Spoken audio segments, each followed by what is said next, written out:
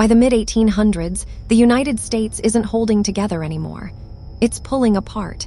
Not all at once, not loudly at first, but slowly, like something under pressure that's been cracking for years.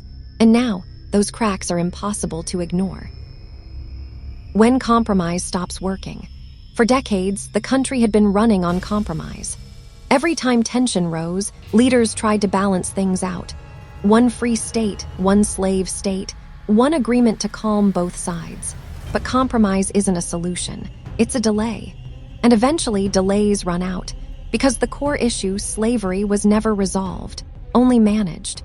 And now it's becoming unavoidable. The line is drawn. The divide between North and South isn't just political anymore. It's personal, cultural, economic, moral. In the North, many begin pushing harder against slavery, seeing it as something that cannot continue.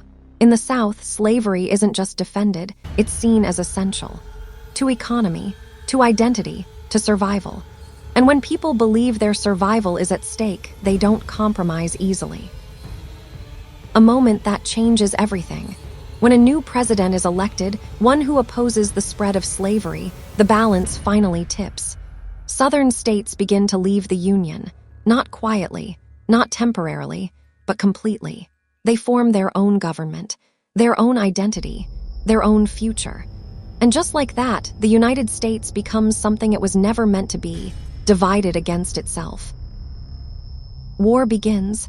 When the first shots are fired, it doesn't feel like a distant conflict. It feels immediate, personal, neighbor against neighbor, sometimes even brother against brother. This isn't just war between two regions. It's a war inside one nation. The reality of war. The Civil War isn't clean. It isn't heroic in the way stories sometimes make it sound. It's long, it's brutal, and it's exhausting. Soldiers live in mud, cold, hunger, and constant fear. Battles are chaotic, loud, and often confusing. And the scale of death is something the country has never seen before, not even close. The cost in human lives. Hundreds of thousands die, not just from battle, but from disease, infection, poor conditions.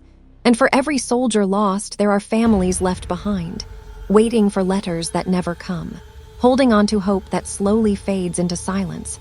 War doesn't just take lives, it takes futures. The meaning of the war shifts. At the beginning, the war is about preserving the Union, keeping the country together. But as it continues, something shifts. The question of slavery moves from background to center, because it was always there. And now it can't be ignored anymore. Emancipation. When emancipation is declared, it changes the purpose of the war. It reframes everything. Now it's not just about unity, it's about freedom, at least in principle. But even here, reality is complicated, because freedom on paper doesn't instantly become freedom in life. People inside the war. While armies fight, millions of people live inside the consequences. Enslaved individuals escaping and seeking freedom. Families displaced by battles moving through their land. Civilians trying to survive in unstable, shifting environments. And for many, this isn't about politics. It's about survival. Day to day, moment to moment. The war ends. After years of destruction, the war finally comes to an end.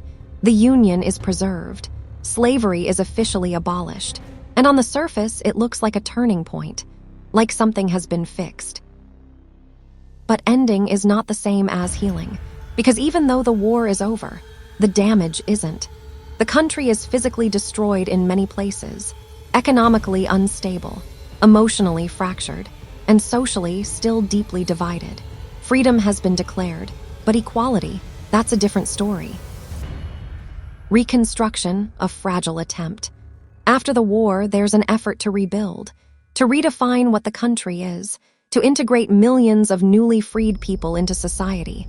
But the process is uneven, contested, and often resisted, because systems don't disappear overnight, even when laws change. The cost of division. What this period reveals is something deeply human. A nation can survive war, but that doesn't mean it understands itself afterward. The Civil War answers one question: can the United States stay together? Yes, but it raises another. At what cost? At this point in history, the nation has survived its deadliest conflict.